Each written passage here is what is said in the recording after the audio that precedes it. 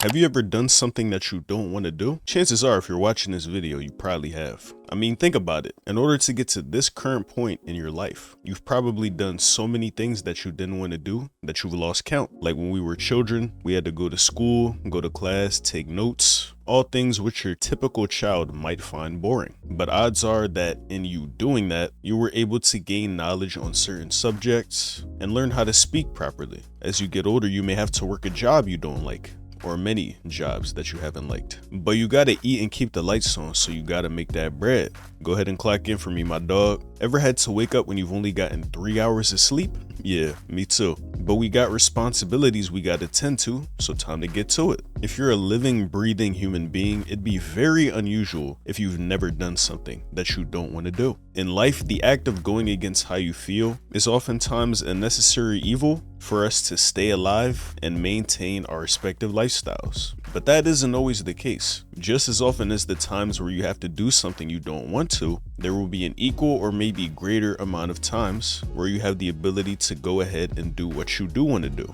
or the ability to not do the things that you don't want to do. And what do you say when someone asks you to do something that you don't have to and don't want to do?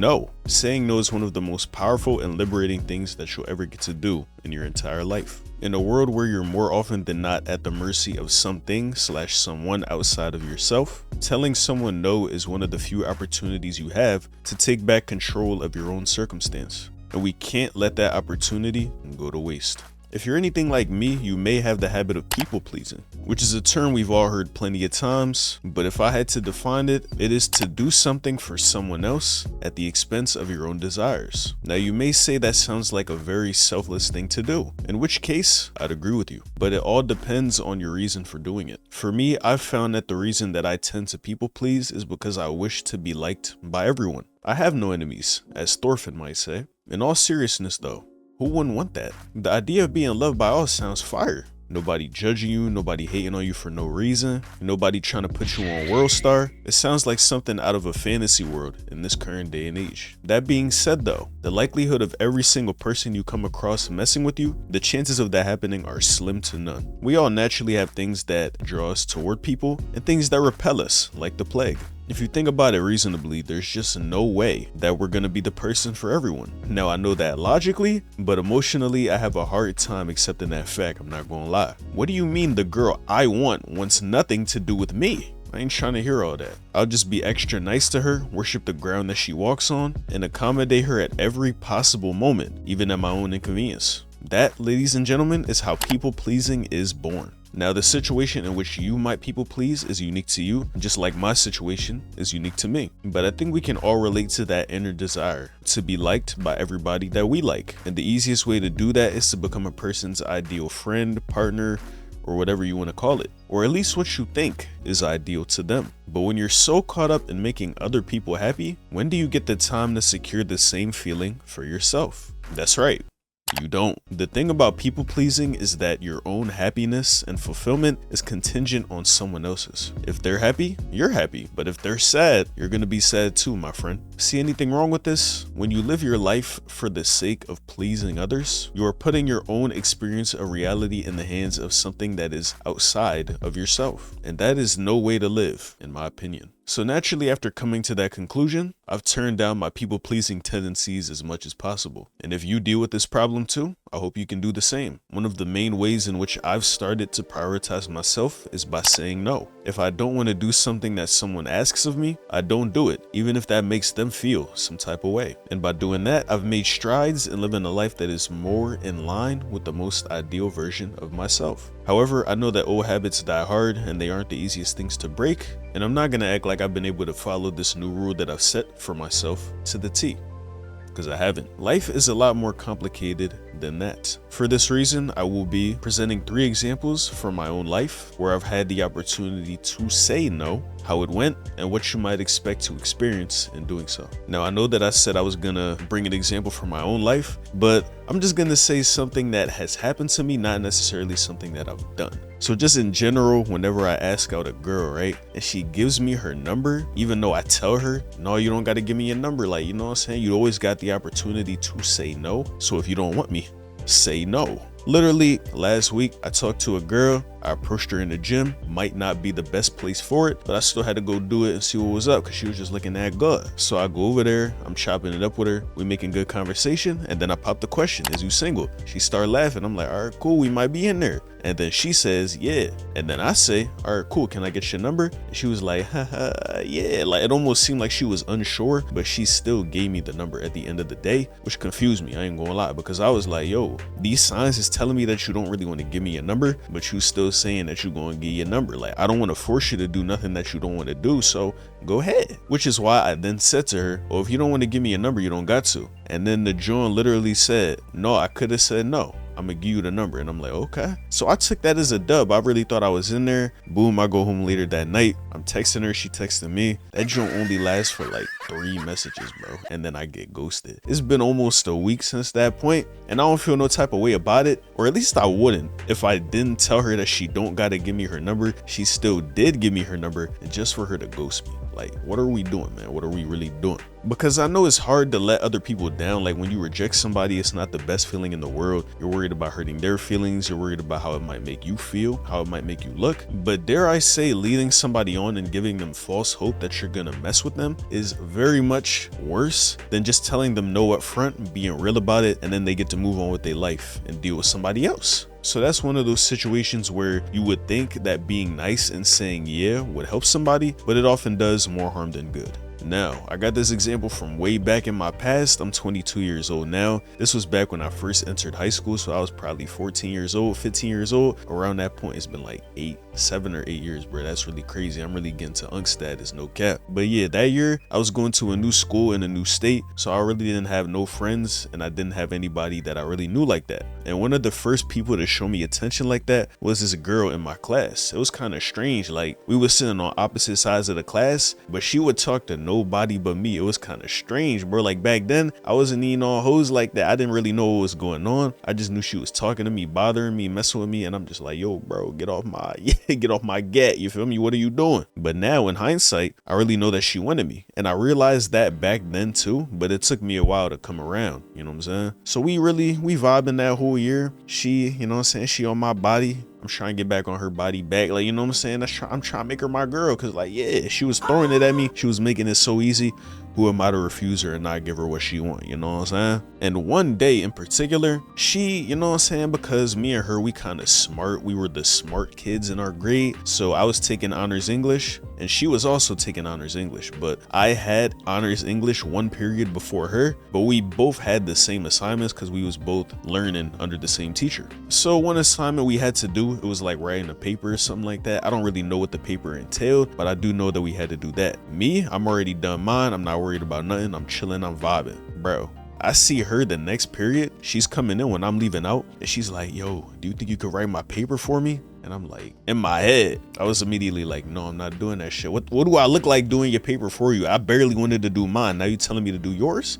Like, fuck off. But in the back of my mind, and me telling the truth and telling her that I didn't want to do it, I had the thought that that might jeopardize what we had. I thought that might lead me to fumble that girl that wanted me so bad. And since she wanted me so bad, now I want her just as bad because she just making it too easy. Like I said, I'm a generous man. Who am I to refuse you what you want? I'm gonna give you what you want indeed. But the thing was, I didn't want to do that paper even more so. So, you know what I'm saying? I was kind of grimacing. I was kind of like you could tell I was thinking about it when she asked me, but at the end of the day, I told her no. I told her, nah, I'm not trying to do that thing. I ain't gonna lie. And you know what happened after? She was like, okay, cool. And nothing changed. Literally everything stayed the same, bro. If anything, I feel like that made her respect me more. Like, it made her like me more because I didn't just allow her to walk all over me. You know what I'm saying? I put my foot down when it was necessary, and I really let her know, I'm not finna do your paper, man. Do your own job. You know what I'm saying? Not that that relationship really went anywhere because I was too young to really have game and riz and know how to escalate and stuff like that. But yeah, I had that experience, and me telling her no in that moment, it didn't jeopardize anything. It did me good. It did her good. And the whole world kept spinning, you know what I'm saying? So that was one of the opportunities in which I said no, that things ended up going well. things went bad in the last situation when somebody said yeah when they didn't really want to, but when you put your foot down sometimes that joint go swell. Everybody on the same page, they know what it is, and they can move forward accordingly. If they don't like what you gotta say, they don't like you saying no, then they could go skedaddle if they want to. If they want to put up with it and stay in your life, they'll do that too. And that's how you really know who's worthy of staying in your life. Now, this last one is a bit more ongoing and it's a bit more nuanced than the other two, right? Because my whole life I've been raised to be a certain religion. And I've been following that for as long as I can remember. Since I was out the womb, I was in that church, boy, best believe. And life was going on like that. I was on the choir, singing scriptures, doing ushering, you know what I'm saying? I was really an active member in the church. I was even vacuuming that joint. I was doing a lot in that joint, I ain't gonna lie. I was real dedicated to the Lord, or at least I was trying to be. Right. But, you know, we all know quarantine happened during the, you know what I'm saying, the pandemic with the virus that went around. You know what I'm saying? I ain't really going to say it because I don't know if YouTube still striking niggas for saying, you know what I'm saying? As that year happened, my family stopped going to church as much. And that meant I didn't have to go no more because them Jones, they really used to blow me. Them services, if they took all day, me as a young boy, my one day off to chill, I had to spend that whole thing in church, bro. It just made me tight. I didn't know what to say. I didn't like it. So it naturally scarred me off of the whole church experience altogether. So when quarantine was up and it was time for us to go back to church, I didn't go back. You know what I'm saying? My parents was asking why. I'm just like, I don't know if I believe. I'm gonna keep it a buck.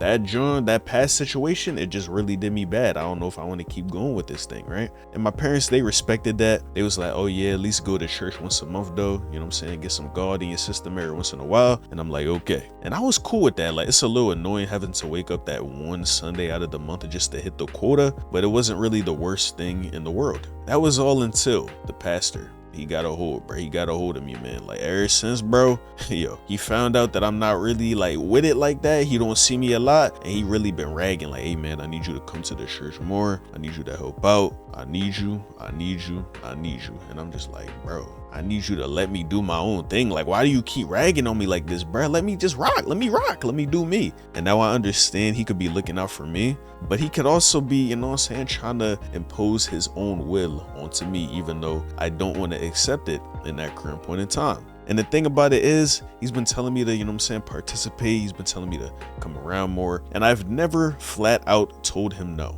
I never said, no, I don't want to do that. And that's pretty reasonable because, you know what I'm saying, that's a close family friend. I would say that I love him. He loves me back. We got that type of relationship where it's just not a stranger to stranger basis. Like, I don't really owe you no loyalty. I don't owe you nothing. So I'm going to talk to you any type of way and I don't really care about it. Like, no, this is somebody that I value in my life and I don't want to hurt their feelings or be on bad terms with them. But at the end of the day, bro, I don't want to go to that church neither. I'm going to keep it a buck. At least not right now. I will never say never, which is why I didn't tell him no flat out and be like, no, that joint never happening.